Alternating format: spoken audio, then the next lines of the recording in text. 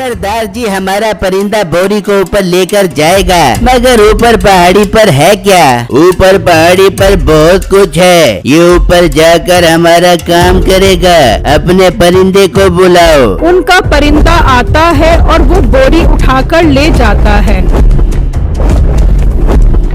तो बोरी से निकलता है और पहाड़ी के किनारे पर आता है। तुम लोगों ने मेरे साथ अच्छा नहीं किया। ये छोड़, बता पहाड़ी पर क्या है? ऊपर हर तरफ सोना ही सोना है। सारा सोना नीचे फेंक दे, फिर हम तुझे नीचे आने का रास्ता बताएंगे। तुम लोग झूठे हो, मैं सोना नीचे नहीं फेंकूंगा। इसे ऊपर ही रहने दो, हम कल आएंगे। कल तक इसका दिमाग ठिकाने आ जाएगा।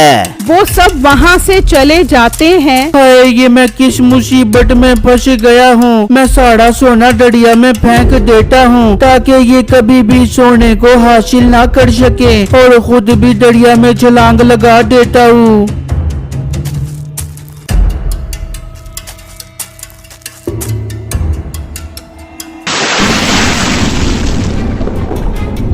ये तो वही लड़का है जो अभी चने खिलाता था। इसने हम पर बहुत बड़ा एहसान किया है। ये कुछ देर और पानी में रहा तो मर जाएगा। चलो इसे पानी से बाहर निकालते हैं।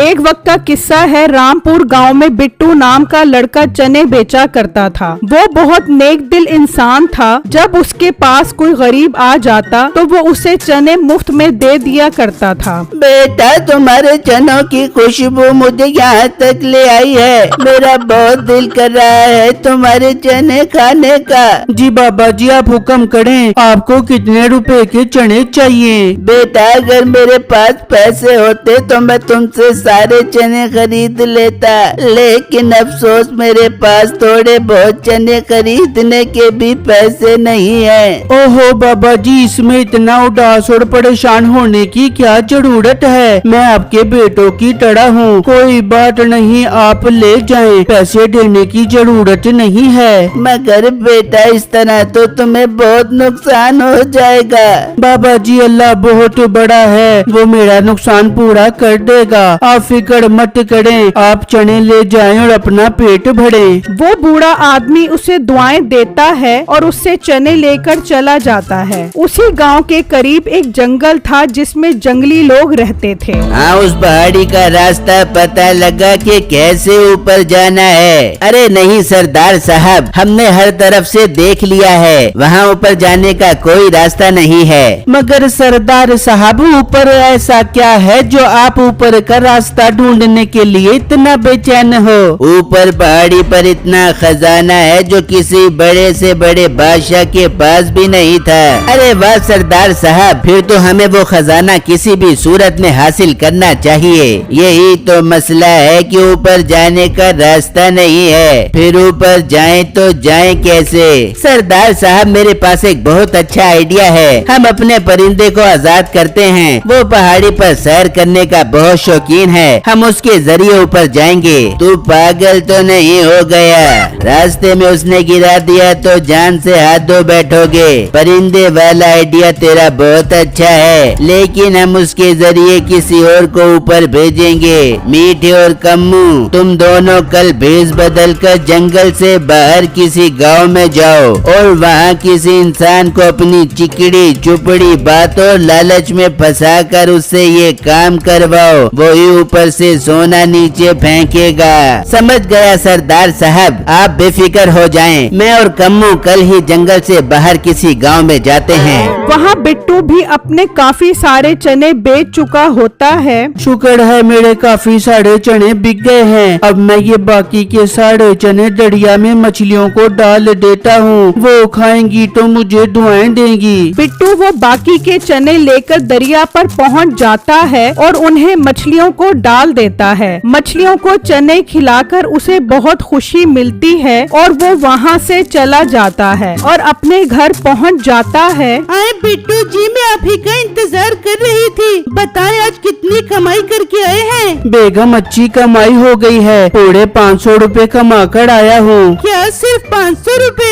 लेकिन आप चने तो 1000 रुपए कीमत के लेकर गए थे। हाँ बेगम, लेकर तो 1000 रुपए की कीमत के गया था, मगर एक बूढ़ा आदमी आया था, उसके पास पैसे नहीं थे। मैंने उसको चने दे दिए और बाकी के चने मैंने मछलियों को डाल दिए थे। बिट्टू, आप ये बहुत गलत काम कर रहे हो। आपको कौन अक्लमंद कहेगा कि अपना नुकसान करके आप लोगों और मछलियों को फ्री में चने देते हो। बिट्टू, मेरे भी कुछ ख्वाब है। मैं भी चाहती हूँ कि मेरे पास हर आसाइश की चीजें हो, मैं भी अच्छा पहनूं, अच्छा खाऊं, मगर आपको तो लोगों का भला करने से ही फुर्सत नहीं मिलती। बेगम, ये तुम्हें आज क्या हो गया है? तुम ऐसी बातें क्यों कर रही हो? अब ऐसी हो गई हूँ, मुझे कुछ नहीं पता। अब आज के बाद किसी को मुफ्त में चने नहीं दोगे और सारे पैसे मेरे हाथ में लाकर रखोगे, वरना मैं घर छोड़कर चली जाऊंगी। अरे बेगम, ऐसा मत कहो। अच्छा चलो, मैं अब से अच्छी कमाई करूँगा और सारे पैसे लाकर तुम्हारे हाथ में रखूँगा। फिर जब अगला दिन होता है तो बिट्टू अपना चनों का ठेला लगा लेता है और वहाँ जंगल में मीठा और कमो भी अपना हुलिया बदल लेते हैं। जी सरदार साहब, अब कोई हम पर शक तो नहीं करेगा कि हम जंगली हैं। अरे नहीं नहीं, तुम्हारा हुलिया तो बिल्कुल शहरी बाबू वाला हो गया है। अब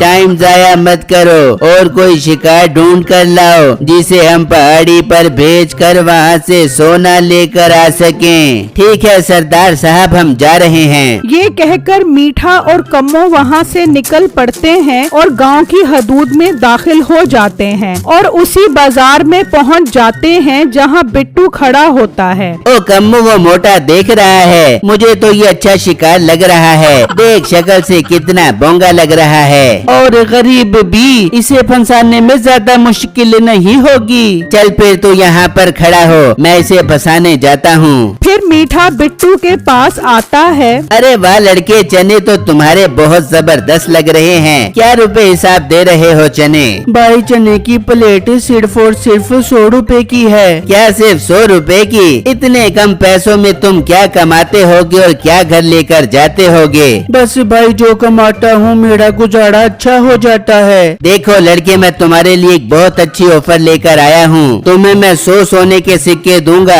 बस तुम्हें थोड़ी देर के लिए एक बोरी में जाना होगा। क्या बोरी में जाने के 100 सोने के सिक्के? इतने सिक्के बोरी में जाने के कौन देता है? जरूर तुम मुझे फंसा रहे हो। मैं सच कह रहा हूँ, क्योंकि मुझे भी 1000 सिक्के मिलेंगे तो 100 मैं तुम्हें दे दूंगा। इससे अच्छी ऑफर तुम्हें कभी नहीं मिलेगी। सारी जिंदगी चने बेचते रहोगे लेकिन इतने अमीर नहीं बन सकोगे जो तुम बोरी में जाने से बन जाओगे। उसकी ये बात सुनकर बिट्टू सोचने पर मजबूर हो जाता है और कहता है, भाई मुझे एक दिन का टाइम दो, मैं कल आपको सोचकर बताता हूँ। ठीक है, मैं कल यहाँ पर आ जाऊँगा।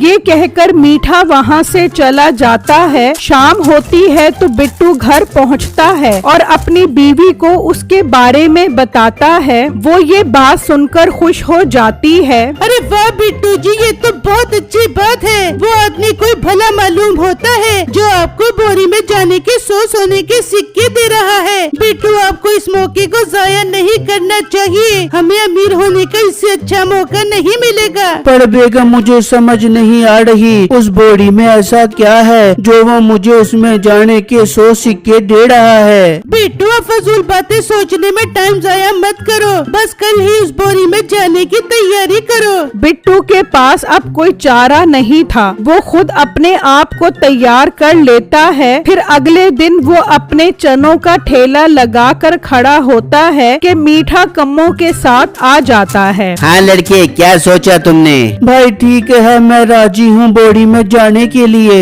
गुड लड़के, ये हुई ना बात, बहुत तरक्की करोगे तुम। कम्मू जाओ और वो बोरी लेकर पहाड़ी के पास पहुँचो, मैं इस लड़के को लेकर वहाँ पर आ रहा हूँ। कम्मू वहाँ से निकलता है और सरदार को सारी बात बताता है। वाह वाह, ये तो बहुत कमाल का काम किया है। परिंदे को खोलकर हम अपने साथ ले चलते हैं और छुप कर सारा माजरा देखेंगे। फिर वो उस परिंदे को अपने साथ लेकर चलते हैं और उन पहाड़ों के पास पहुंच जाते हैं। मीठा वहां पहले ही खड़ा होता है। अच्छा तो ये है वो लड़का।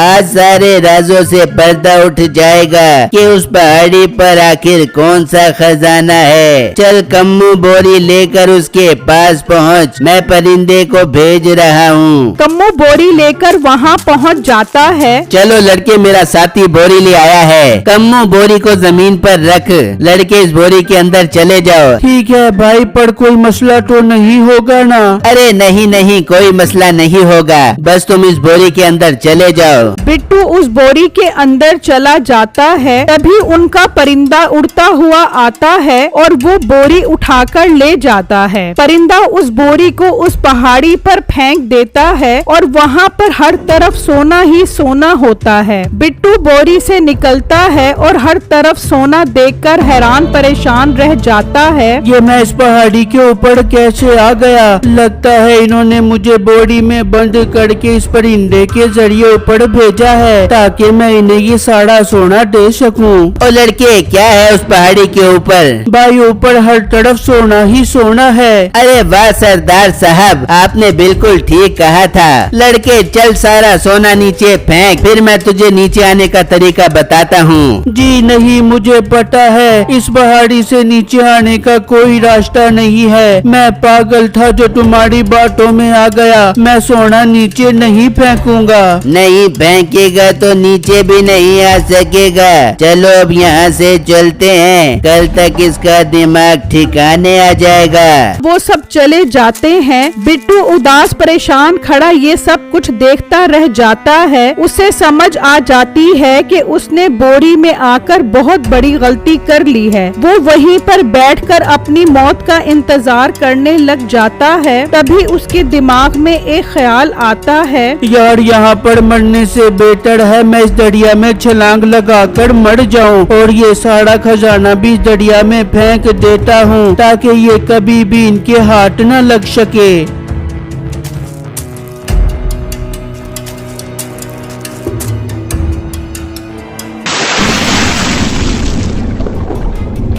ये तो वही लड़का है जो हमें चने खिलाता था। इसने हम पर बहुत बड़ा एहसान किया है। ये कुछ देर और पानी में रहा तो मर जाएगा। चलो इसे पानी से बाहर निकालते हैं। वो बिट्टू को उठाकर पानी से बाहर फेंक देती हैं और थोड़ी ही देर बाद बिट्टू को होश आ जाता है। ये क्या, मैंने तो दरिया में छलांग लगाई थी, फिर मैं दरिया से बाहर कैसे आया? बिट्टू, मैंने तुम्हें पानी से बाहर निकाला है। याद है तुम हमें चने खिलाकर हमारा पेट भरते थे। हमने इस एहसान का बदला तुम्हारी जान बचाकर अदा किया है। मछली, आपका बहुत बहुत शुक्रिया। आप न होती तो मैं आज इस दुनिया में ना होता।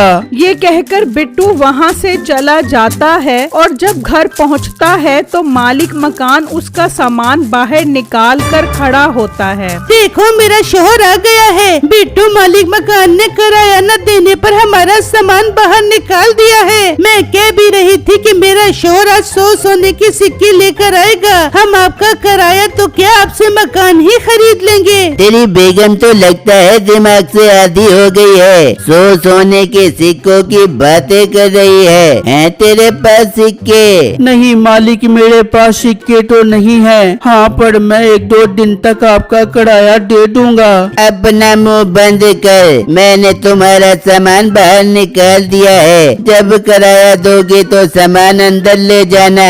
बड़ी आई 100 सोने के सिक्कों की बात करने वाली। गरीब लोगों, तुमने कभी ख्वाब में भी सोने के सिक्के देखे हैं? ये कहकर मालिक मकान वहाँ से चला जाता है और बिट्टू अपनी बीवी को अपनी आप बीती सुनाता है। छम्मो का हैरत से बुरा हाल हो जाता है। बिट्टू, अगर वो मछली जिसे आप चने खिलाते थे आपकी जान न बचाती तो आप मर जाते। बिट्टू, मुझे माफ कर दे। मैं अपनी आसानी के लिए आपको मुश्किल में डाल रही थी। मैं अब कभी आपसे कोई गिला शिकवा नहीं करूँगी, बल्कि हर हाल में आपके साथ खुश रहूँगी। बस बेगम, मुझे आप आपका यही साथ चाहिए। मैं आपके लिए हर तूफान से लड़ जाऊंगा। बेगम अब सुनो, उस पहाड़ पर बहुत सारा सोना था। वो सारा सोना मैंने दरिया में फेंक दिया। मैं उस दरिया पर जाकर सारा सोना निकाल सकता हूँ और इस बात का किसी को भी पता नहीं है। अरे बिट्टू, ये तो बहुत अच्छी बात है कि सारा सोना हमें मिल जाएगा।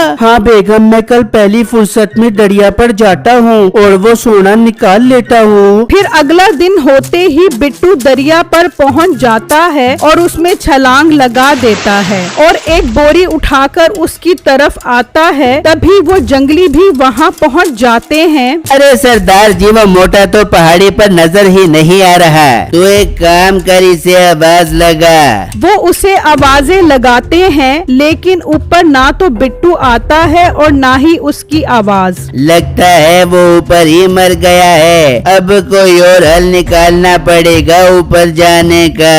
बिट्टू उनकी सारी बातें सुन रहा होता है। मालिक, हम एक काम करते हैं, हम तीनों बोरी में जाते हैं, परिंदा हमें ऊपर ले जाएगा, फिर हम वहाँ से सारा सोना नीचे फेंक देंगे और फिर परिंदे को वापस बुला लेंगे, वो हमें नीचे ले आएगा। वाह मीठे, तेरा दिमाग तो बहुत काम करता है। चलो चल कर अपना परिंदा और बोरी लेकर आते हैं। वो तीनों वहाँ से चले जाते हैं। बिट्टू भी पानी से बाहर निकल आता है। अच्छा, तो अब ये तीनों ऊपर जाने का प्लान बना रहे हैं। इन तीनों का मसला तो अब हल करना पड़ेगा और इनके परिंदे को पकड़ने के लिए मैं जाल का बंदोबस्त करता हूँ। बिट्टू रस्सी लेकर आता है और उसे एक पत्थर के साथ बांध देता है और वहीं पर छुपकर बैठ जाता है। वहाँ वो बोरी और परिंदे को लेकर चल पड़ते हैं और वहाँ पर पहुँच जाते हैं। चलो इस बोरी में चलते हैं, परिंदे हमें ऊपर ले जा।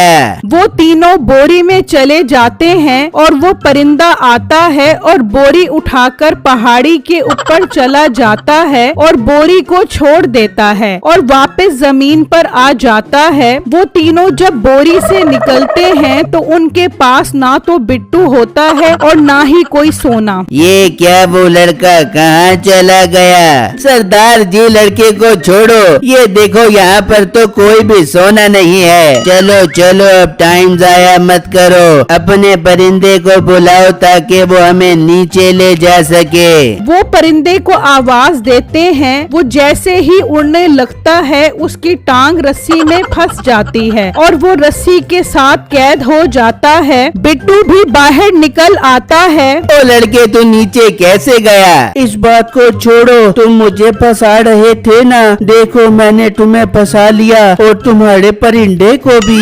लड़के, तुम तो कह रहे थे ऊपर बहुत सारा सोना है, लेकिन ऊपर तो कुछ भी नहीं है। क्योंकि ऊपर से सारा सोना मैंने इस दरिया में फेंक दिया है। अब तुम ऊपर ही रहो सारी जिंदगी। बेटो मेरे भाई, हमारे परिंदे को छोड़ दो, ये हमें नीचे लेकर आएगा। मैं इसे कभी नहीं छोड़ूंगा। तुम सबकी यही सजा है, तुम ऊपर ही मरोगे। फिर बिट्टू दरिया में छलांग लगा देता है और वहाँ से एक एक करके सारी बोरियां निकाल लेता है